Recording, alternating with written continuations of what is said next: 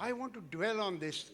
You see, obesity अब तक हम क्या समझते हैं? Obesity ये भी ज़्यादा खाओगे तो वज़न ज़्यादा होगा, exercise करोगे तो वज़न कम होगा. It's not as simple as that. There are 50 neuropeptides involved in कम से कम ये diabetes. The gut-brain axis, how the gut hormones affect the arcuate nucleus, the hypothalamus, and how that gives signals to sympathetic nervous system and parasympathetic nervous system to control energy balance and obesity. And that's really what I want to explain to you.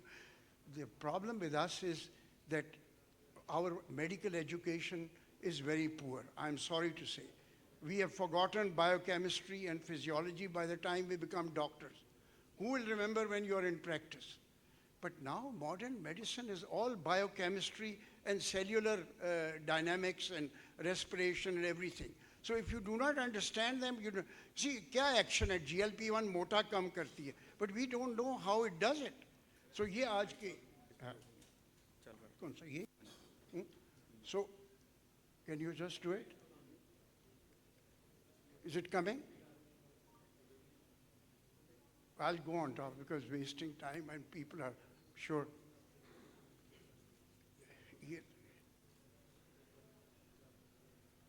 ये तो शुरू में कर.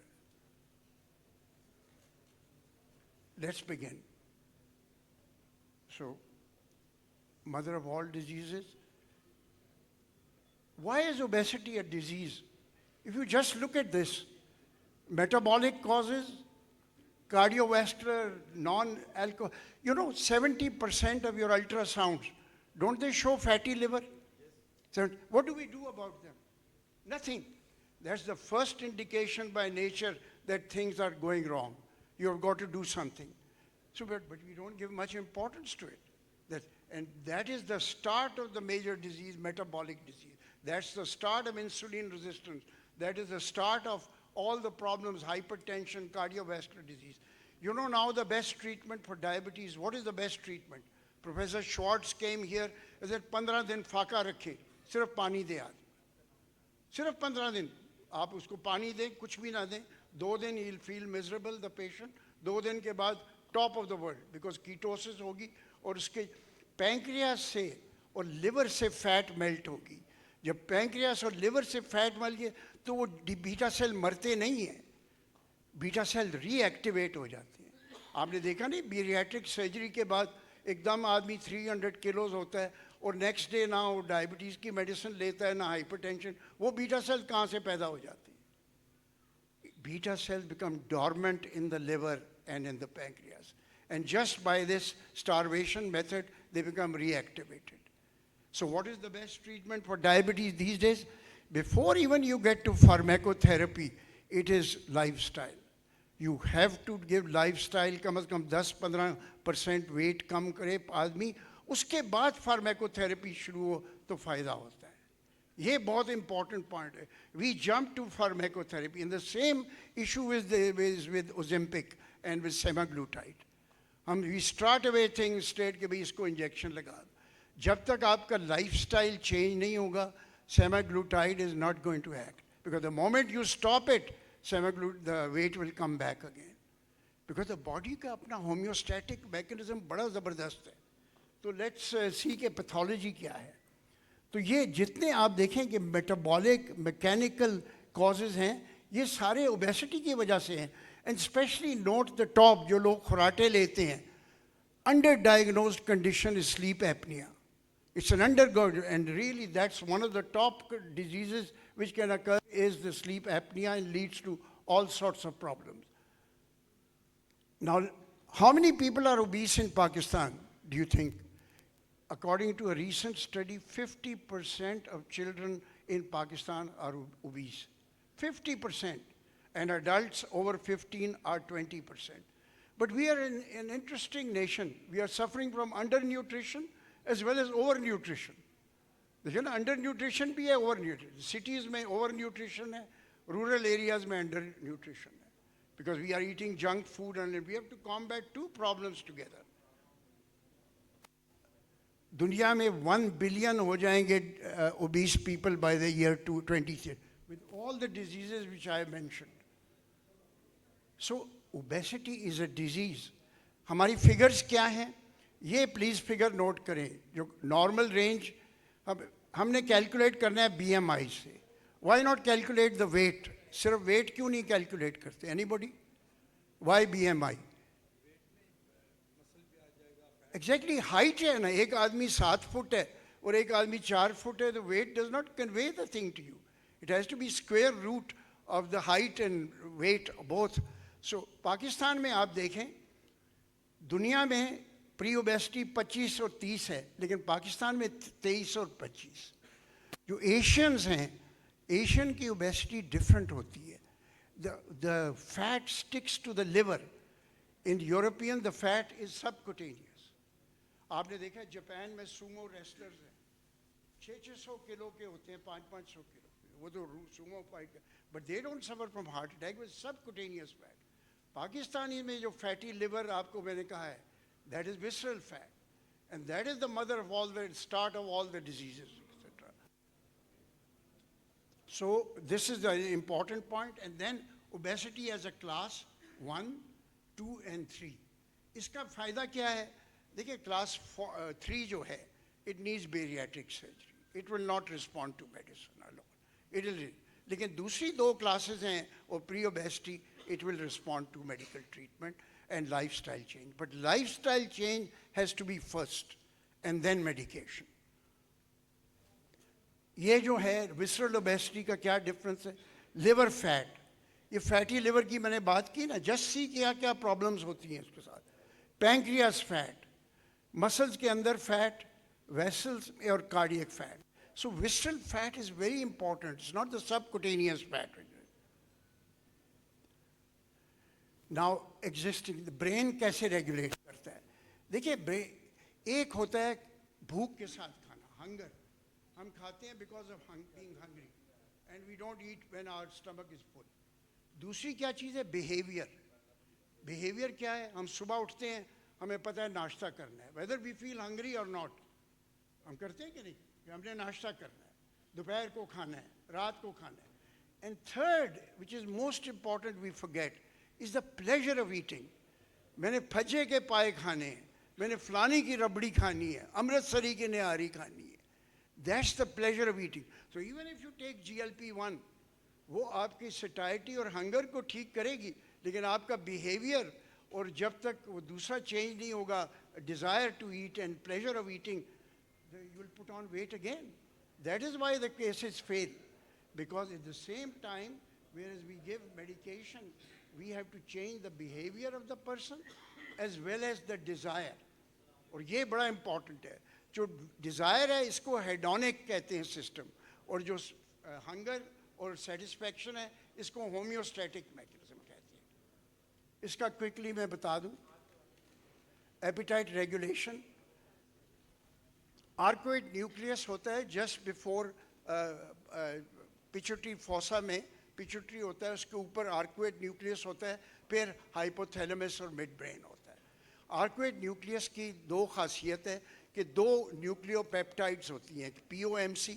आप नाम याद रखें, वरना पायो, ओपियो, मेलानोकार्टिन, इसको याद करना बड़ा मुश्किल है। और अगूटी related peptides, AGYP।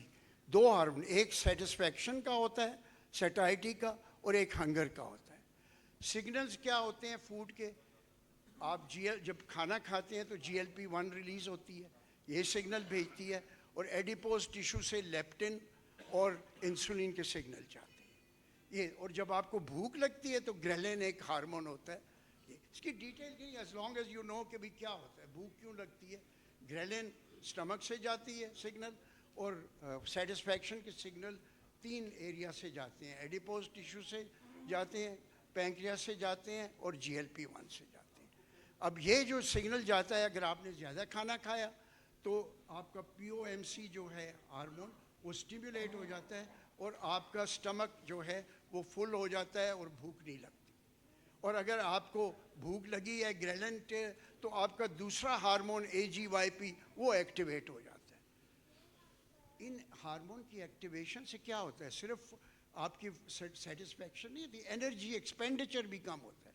More important is energy expenditure. So Allah ताला की कुदरत में तब इंसान बिलीव करता है कि कितना ज़बरदस्त मैकेनिज़्म बताया है कि अगर ज़्यादा खाएंगे तो आपको सेटिस्फैक्शन वाला न्यूरोपेप्टाइड निकल आएगी और आपकी एनर्जी एक्सपेंडिचर ज़्यादा हो जाएगा।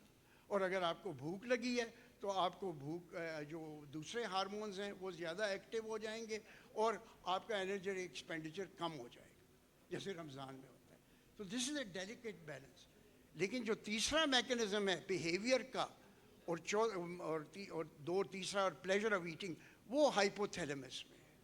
और वो हाइपोथैलेमस में उसकी दवाइयाँ अभी हमारे पास पाकिस्तान में नहीं आई और उनका मैं मेंशन करूँगा। ये अगर आप फोटोग्राफ ले लें तो this will summarize the entire thing, और आपको फिर किसी चीज़ की ज़रूरत ही नहीं समझने की, because this will give you all the कि आपकी सेटिस्फैक्शन, हंगर सिग्नल, एडिपोजिटी सिग्नल, और आखिरी जो GLP-1 की एक्शन है स्टमक की फुलनेस, वो अलहदा सिग्नल है। तो ये एक एपिटाइट रेगुलेशन है।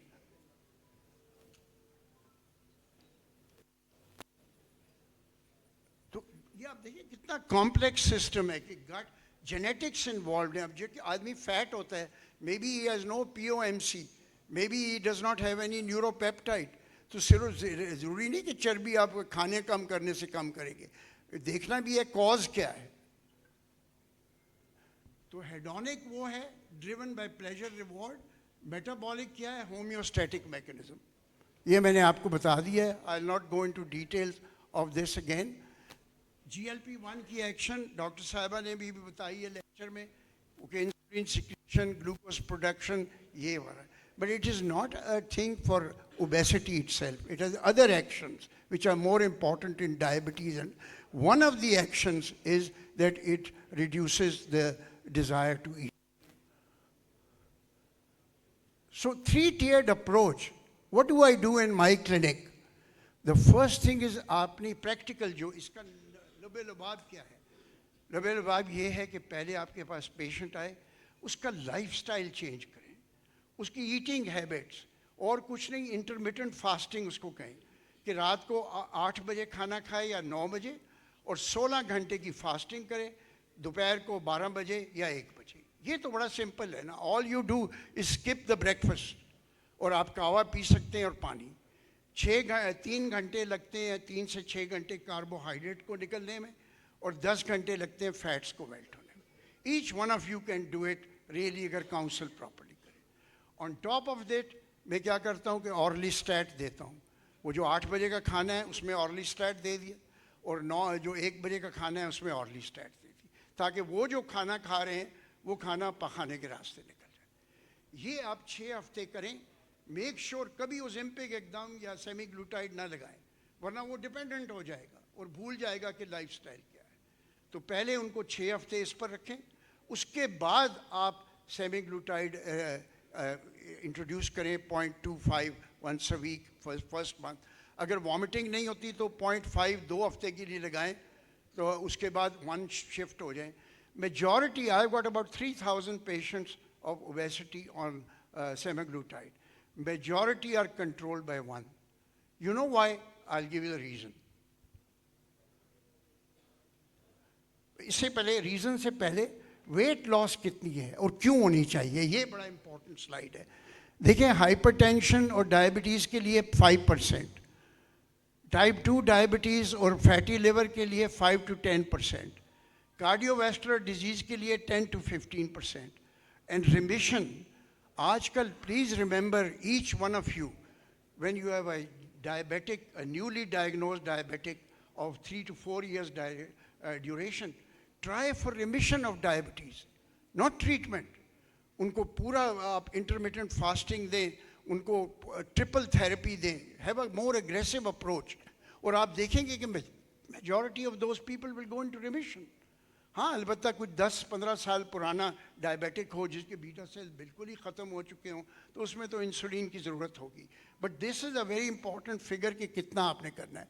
अब ये एक स्टडी है, I just give you the name of this study. ये प्लीज़ स्टडी करें कि एशियंस और यूरोपियंस में फ़र्क क्या है। जो मैंने कहा था शुरू में कि वगोवी 2.4 मिलीग्राम का डोज है, मैंने अब तक पाकिस्तान में किसी को 2.4 नहीं लगाया। Majority are controlled maximum by 1.5 and 1. This is because genetically आप देखें एशिया में हमेशा स्टारवेशन होती थी, तो कैमल्स आपने देखा है ऊँट का एक हम्प होता है जिसमें वो फूड स्टोर करता है, हमारा हम्प ये पेट का है, तो इसलिए वो एशियन में ये चीज़ है।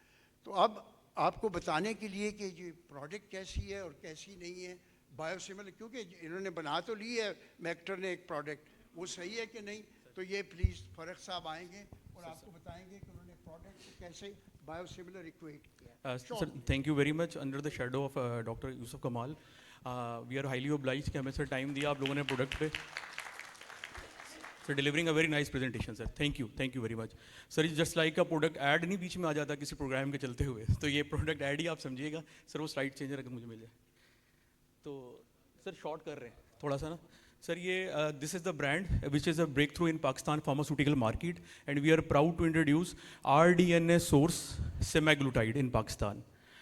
इट्स द ओनली ड्रग जो कि RDNA ओरिजिन है इस वक्त, और दवाएं भी पाकिस्तान में अवेलेबल हैं, एक और भी ब्रांड आ रहे हैं, तो they are mostly chemical synthetic and peptide base.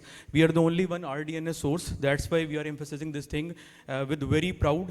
USPs of the semaglutide is that sir it's a biologic drug, economy, flexibility and titration, 1 month therapy. एक चीज़ आप लोग बहुत सुन रहे होंगे कि आजकल ये दवाई इतनी लेटेस्ट वायल एंड सिरिंज में कैसे आ गई, तो ये बहुत ज़्यादा जिसे कहते हैं ना शॉकिंग सी चीज़ लगती है आप लोगों को, but we have a very sound rational behind it. We want कि ऐसी दवा आए जो पाकिस्तान के मासेस में यूज़ हो सके, और तरीकाकार वही हो जो तकरीबन 9,40,000 पेशेंट इंसुलिन अगर यूज़ कर रहे हैं तो they are familiar with it. Definitely pen का या दूसरे जो डिवाइसेस हैं उनका एक बहुत बड़ा एज बेनिफिट है यूजेज में, आपके पेशेंट के लिए फ्रेंडली है, but for the sake of that socio economic class जो शायद वो इतना पे नहीं कर सकते, और शायद लिटरेसी रेट का बहुत बड़ा मसला है, तो इट लुक्स लाइक कि ये ईजी है कि आपने इंजेक्शन ड्रा करना है और वो लगा लेना है। सर राइट सोर्स की हम बात करते हैं तो RDNA ओरिजिन है, प्योरिटी एंड कंसिस्टेंसी इसमें आपको मिल जाती है। बुक्स फिलहाल यही कहती हैं, काफ़ी जगह पे आपको डाटा मिलेगा कि biosimilar is better than chemical synthetics, although they are also biologics. रूबोज सेमनेस का डाटा हमारे पास अवेलेबल है, टाइम शॉर्ट है, आप लोग हमसे ले सकते हैं। Comparable efficacy, safety with innovator है, strong in vivo and in vitro data is also available. Sir multi dose delivery है, वाइल का बेनिफिट मैक्सिमम डोज डिलीवरी भी है। अगर ऐसा पेशेंट जो आपका टॉलरेट नहीं कर रहा किसी ऐसी डोज पे, तो आप उसे लोअर टाइट्रेट भी कर सकते हैं। Last one sir, just to show with you the price is very economical sir. 2 formulations में हमारे पास है वाइल्स की, 2 मिलीग्राम एंड 4 मिलीग्राम। 6,000 की वाइल फर्स्ट कॉस्ट करती है जब आप इसे इनिशिएट कर रहे हैं डोज को। And sir thank you very much. Thank you.